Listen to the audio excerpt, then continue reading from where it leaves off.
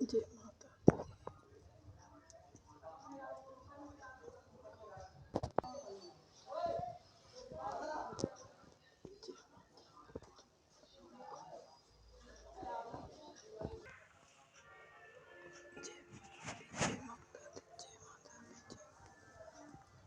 नमो नमो दुर्गे सुकन्नी, नमो नमो अम्बे तुकरनी। निरंकार है ज्योति तुम्हारी, तीगो लोक फैली उजियारी। शीश ललाट मुखा विशाला, नेत्र लाल विकराला। रूप मात को अधिक सुहावे, दरस करत जन अति सुख पावे। तुम संसार शक्ति लकीना, पालन हेतु अंधन दीना। अन्नपूर्ण हुई जगबाला, तुम ही आदि सुंदरी बाला। जो कोई गावे सब सुख भोग परम पद पावे।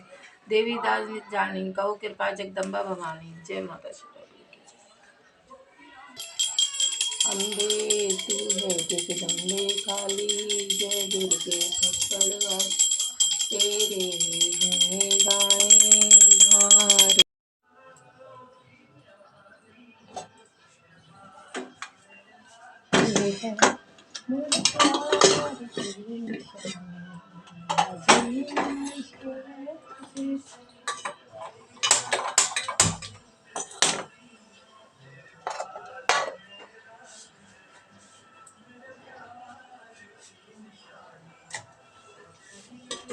अब मैं कर रही हूँ नाश्ता। सुबह की पूजा हो गई है और अब नाश्ते की तैयारी हो रही है। मैंने बनाई है दाल एंड रोटी, क्योंकि नवरात्रों में हमने कुछ प्याज वगैरह तो खाना नहीं है, तो सिंपल सी दाल या आलू की सब्ज़ी चलती है। पर वो भी बहुत टेस्टी बनाई जा सकती है अगर तरीका आपको पता है तो मैं आज कुछ खास बनाने वाली हूँ, तो वो मैं आपको बाद में बताऊँगी। और कुछ खास दिखाने वाली भी हूँ, तो वो भी मैं आपको बाद में दिखाऊँगी। तो चलिए।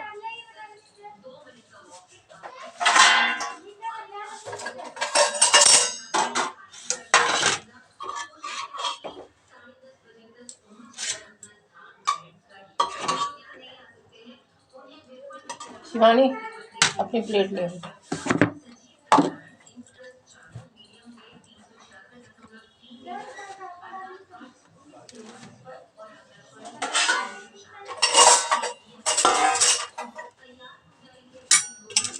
ये नाना जी को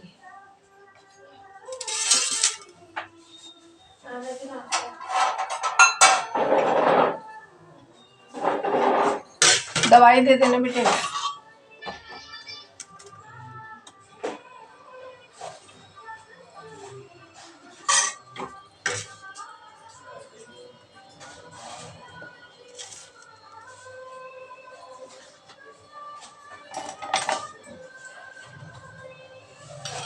शिवानी लो बेटा नाश्ता ले लो।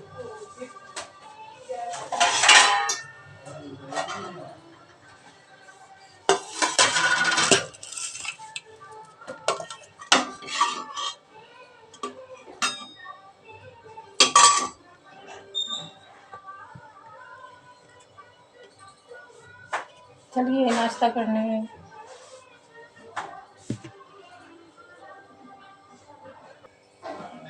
नाश्ता कर लिया, अब मैं थोड़ी सी चाय बना रही हूँ।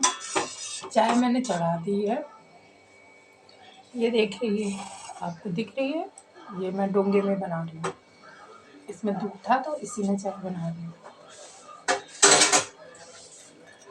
और इसमें लड्डू गोपाल का दूध है, तो ये मैं चाय में डालूंगी।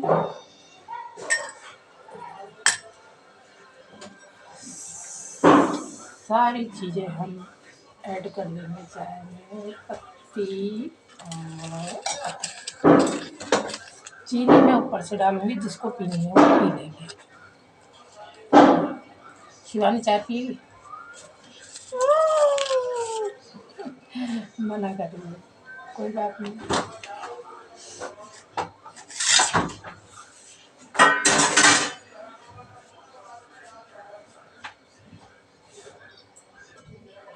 एक डालूंगी इलायची, ये देखिए ये इलायची दिख रही है, दिखता नहीं है ना ऐसे। इलायची डाली, किचन समेट लेती हूँ।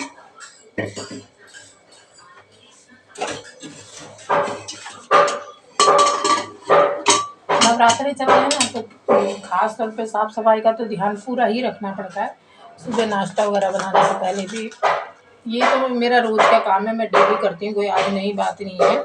रात को पूरा किचन को रेडी करके ही मैं सोती हूँ, और बर्तन भी सारे मांज के, क्योंकि झूठे बर्तन मुझे बिल्कुल पसंद नहीं है किचन के अंदर। तो सारी साफ सफाई करके मैं सुबह जब मैं किचन में आती हूँ, तो मुझे अपना किचन बिल्कुल साफ सुथरा लगता है, तो बहुत अच्छा लगता है। और गंदा किचन तो बहुत बुरा लगता है, वो भी सुबह सुबह हम मॉर्निंग में गंदा किचन देखते हैं, तो वो ठीक नहीं है। तो चाय मेरी बनने जा रही है, और किचन मैंने समेट लिया है, बस थोड़ा बहुत ही रह गया है। और जैसे कि मैंने आपको बताया है कि नवरात्रे हैं, तो नवरात्रों में हमें हर चीज़ का ध्यान रखना पड़ता है, साफ़ सफाई से लेके हर चीज़ का, खाने पीने का। और पूरी कोशिश करनी चाहिए कि हमें सात्विक भोजन ही करना चाहिए, और वही सबसे बेस्ट है। और बहुत से लोगों का है ना ये रहता है कि बिना लहसुन प्याज के खाना है ना बिल्कुल टेस्टी नहीं बनता है। ऐसा नहीं है, बहुत अच्छा बनता है, बहुत अच्छा। आप बनाएंगे, और मैं मतलब कि देखूँ आपको ये कुछ ना कुछ डालने की कोशिश करूँगी। बिना लहसुन प्याज के जीरे के तड़के के साथ बहुत अच्छा बनता है। मतलब मैंने कल जो सब्जी डाली है, शेयर करी है आपको, तो वो सब्जी है ना इतनी अच्छी बनी थी कि मतलब मेरी बेटी है ना अभी भी कह रही थी, मम्मा वो सब्जी क्यों नहीं बचाई आपने। तो लिमिटेड ही बनाई थी मैंने, ज़्यादा तो नहीं बनाई थी, पर फिर भी उसको है ना बहुत टेस्ट, वो होती ही इतनी टेस्टी है, कहने की बात नहीं है। आप बनाएंगे तो आपको लगेगा कि वाकई बहुत। और उसमें जैसे कि मैंने अपने वीडियो में भी बताया है कि मेथड आपको उसमें सेम वैसा ही रखना है, तो उसमें ही उसका फ्लेवर जो आएगा ना वो फिर वैसा ही आएगा जैसा आपने खाया है। और अगर मान लो आप उसका मेथड चेंज कर देंगे तो फ्लेवर बिल्कुल चेंज हो जाएगा। तो लहसुन प्याज हो ना हो, आप उसी तरीके से बनाइए उस सब्जी को, वाह क्या टेस्टी बनती है वो सब्जी। और पूरी के साथ और पराठों के साथ, साथ में आप है ना चावल के साथ भी खा सकते हैं। बिल्कुल चटपटी तीखी सी सब्जी होती है, क्योंकि व्रत में तीखा खाने का मन करता है ना, चटपटा सा खाने का मन करता है, तो बहुत ज़्यादा टेस्टी होती है। तो देखते हैं आज मैं आपके लिए क्या शेयर करूँगी, सरप्राइज। चाय बन गई है, और अब मैं पी रही हूँ चाय, और पीते पीते आपसे बहुत ज़्यादा ज़रूरी बात करनी है। अरे नहीं बाबा, डरने की ज़रूरत नहीं है, कोई इतनी ज़रूरी बात नहीं करनी है। और जब ज़रूरी कोई बात करनी होगी तो ज़रूर करूँगी, इसमें कोई बात नहीं है। अभी कुछ ऐसा ख़ास नहीं है, मतलब बात करने के लिए। वैसे तो बहुत कुछ है दिखाने के लिए, बताने के लिए। और आप कमेंट्स करके बताइए आप क्या जानना चाहते हैं, क्या पूछना चाहते हैं। कोशिश करूँगी आपके हर सवाल के जवाब दे सकूँ। जो मेरे को आता है उसका जवाब तो मैं पक्का दूँगी। चलिए चाय पीते हैं।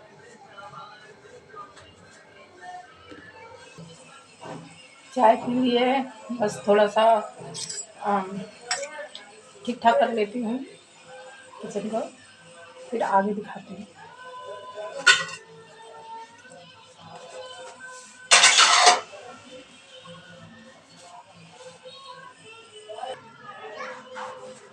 ये है ना जो मसाला फोड़ने वाला है, पीसने वाला जिसे कहेंगे हम, तो इसको मैं रख देती हूँ। साफ आप कर लिया है मैंने इसे, है तो बहुत अच्छा, पर ये है कि इसमें है ना ज़्यादा मसाला हम पीसते हैं तो ये ज़्यादा ठीक रहता है। थोड़े बहुत में है ना मतलब उतना बढ़िया से वो करता नहीं है, काम नहीं करता है, उतना बारीक नहीं पीस पाता है, थोड़ा मोटा ही पीसता है। और अगर हम ज़्यादा इसमें मसाला यूज़ करेंगे तो अच्छे से पीस जाएंगे ये।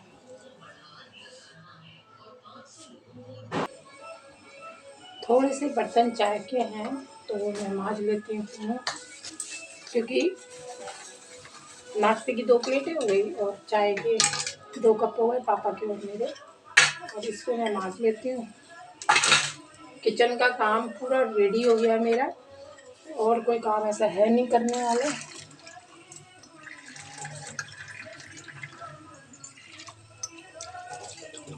बर्तन मैंने पहले ही नहाने धोने से पहले मांज लिए थे, धुल गए मेरे बर्तन।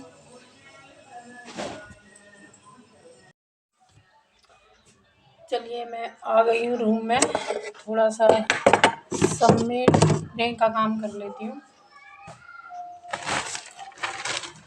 आज मैं आपसे कुछ ज़रूरी बात शेयर करूँगी। जैसे कि मैंने बताया था, मैंने ये देखा है कि बहुत से घर में ऐसा होता है ना कि पूजा पाठ वाले दिन है ना बहुत ज़्यादा लड़ाई होती है। बहुत से घर में मैंने ऐसा देखा भी है, महसूस भी करा, मतलब देखा ही है। तो आप है ना जो पूजा पाठ वाले दिन लड़ते हैं, चाहे वो पत्नी हो, चाहे वो पति हो या बच्चे हों, कोई भी हो, तो आपको लड़ना नहीं चाहिए, बिल्कुल भी नहीं लड़ना चाहिए। क्योंकि जब हमारे यहाँ पूजा होती है तो हम भगवान को अपने यहाँ बुलाते हैं। तो जैसे नवरात्रे हो गए या दिवाली, होली, कोई भी त्योहार होते हैं, उस वक्त हम क्या करते हैं, भगवान को अपने यहाँ बुलाते हैं।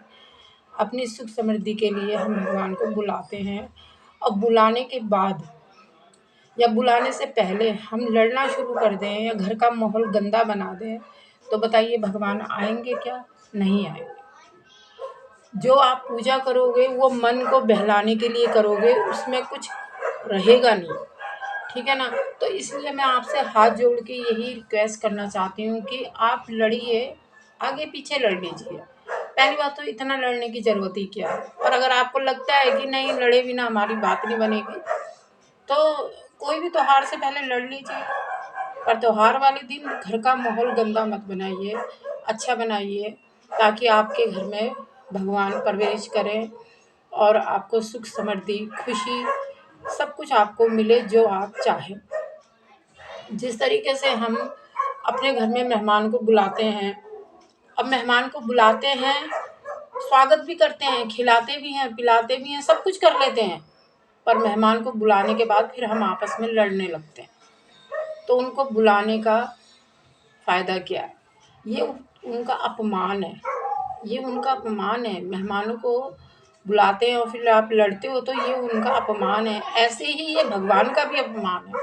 आप पहले भगवान को अपने घर बुलाते हो कि पूजा के माध्यम से, पूजा करके कितनी तैयारियां आप एक दिन पहले करते हो, त्योहार वाले दिन करते हो, और फिर उसके बाद आप लड़ाई शुरू कर देते हो। तो ये भगवान का कितना बड़ा अपमान है। कैसे आएंगे भगवान हमारे घर अगर हम इस तरीके से उनका लड़ के झगड़ के स्वागत करेंगे? तो बहुत गलत बात है, बहुत ज़्यादा। तो बस मैं आपसे यही प्रार्थना करूंगी कि आप कभी भी लड़ाई मत करिए त्योहार वाले दिन। आपके बच्चे आपसे क्या सीखेंगे? क्या सीखेंगे वो? त्योहार अगर आप मनाते हैं अपने घर में, कोई भी फेस्टिवल बनाते हैं, बच्चों को बिठाइए पास में और उन्हीं से आप पूजा पाठ करवाइए कि आपने ऐसे करना है, ऐसे करना है, ऐसे। वो आपको देखेंगे तो आपसे कुछ सीखेंगे। अब पता लग रहा है वो पूजा पाठ तो सीखे नहीं आपसे, लड़ना सीख गए आपसे।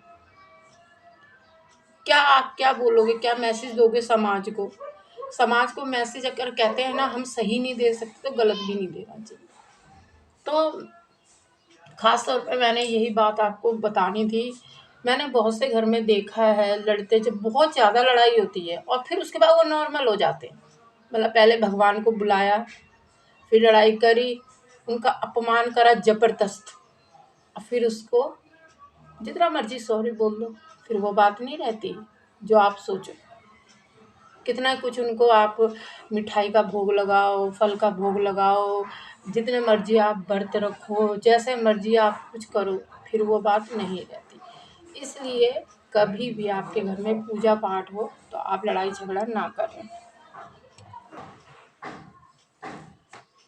आज की पीढ़ी में हमारा जो कल्चर है, हमारा जो वेशभूषा है, जो हमारा पहनावा है, या जो हमारा मतलब जो हमारे बच्चे हैं आजकल के, तो वो पूजा के प्रति उनमें वो भावनाएं नहीं है जो पहले हुआ करती थी। पहले छोटे छोटे बच्चे भी पूजा पाठ को समझते थे, करते भी थे, जैसा उनको आता था। आता नहीं था उन्हें, वो दरअसल अपने माता पिता को देखते थे। तो आप भी अगर माता पिता को, आप अपने बच्चों को कुछ दिखाएंगे, कुछ बताएंगे, तभी तो वो सीखेंगे। सिखाना तो आप ही का काम है ना, कोई और तो सिखाएगा नहीं। तो जैसे कि पूजा पाठ हो गई या कोई भी ऐसी चीज़ है, बच्चों को आपको लगता है कि आज आप बच्चों को किसी की रिस्पेक्ट करना नहीं सिखाएंगे तो कल को वो बच्चे किसी की रिस्पेक्ट नहीं करेंगे, फिर एक दिन ऐसा आएगा वो आपकी रिस्पेक्ट भी नहीं करेंगे। ये रियलिटी है। जब आप दूसरों की रिस्पेक्ट करना नहीं सिखाएंगे तो आपके बच्चे एक दिन आपकी भी नहीं करेंगे। बहुत से माता पिता होते हैं अपने बड़ों की रिस्पेक्ट करना बिल्कुल नहीं सिखाते। मीन्स उन्हें ही लगता है कि इंसल्ट हो रही है भाई। भला क्या इंसल्ट होगी? बच्चों को आप कुछ सिखाओगे तो इंसल्ट हो जाएगी भाई, बिल्कुल। तो दादा दादी को आप अच्छे से बोलना सिखाइए बच्चों को। बच्चे बहुत ज़्यादा इग्नोर करते हैं अपने दादा दादी को। उनका बोलने का रवैया बहुत ज़्यादा गलत होता है। ये बहुत ज़्यादा गलत है। कल को आप भी दादा दादी बनोगे तो आपके बच्चे या आपके नाती पोते क्या बोलेंगे आपको? यही बोलेंगे जो आपने सिखाया है।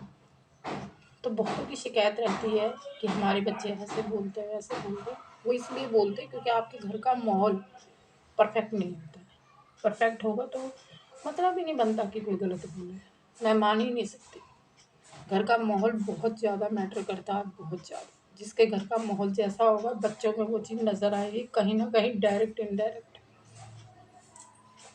तो बस मैं यही कहना चाहूँगी, यही मेरा मेन ये था कि आप जब भी कोई तीज त्योहार हो उसको बहुत प्यार से मनाइए, बहुत अच्छे से मनाइए, राजी खुशी के साथ मनाइए, अच्छे से एंजॉय करिए, बच्चों को उसमें बिजी करिए। ठीक है ना? आप बच्चों को बिजी नहीं करते, बच्चों को दूर दूर कर देते तो बच्चे हमारे कुछ नहीं सीख पाते। पूजा पाठ जो भी चीज़ है बच्चों की कहीं ना कहीं पढ़ाई से रिलेटेड रहती है। पढ़ाई करेंगे, कुछ लिखेंगे तो उसमें ये चीज़ें कहीं ना कहीं बच्चे से जुड़ी रहती हैं। तो आप अगर बच्चे को बचपन से ही सब कुछ सिखाएंगे, दिखाएंगे।